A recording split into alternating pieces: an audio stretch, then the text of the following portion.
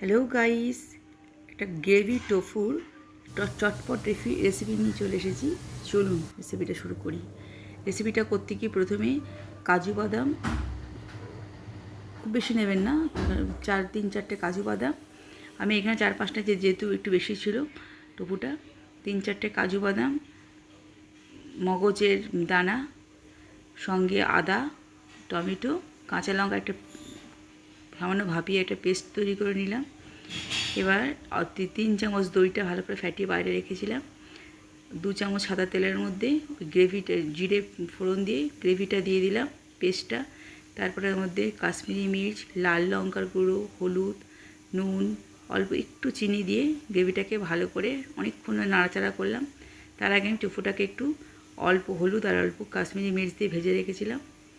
আবারও খানিকটা গ্যাসটা কমিয়ে 3 থেকে 4 মিনিট এইভাবে নাড়াচাড়া করলাম। অল্প ঢাকা দিয়ে রাখার পরে গ্রেভিটা যখন ঠিক হয়ে যাবে তখন আমি এখানে শেজওয়ান সসটা 2 চামচ আমি ব্যবহার করেছি।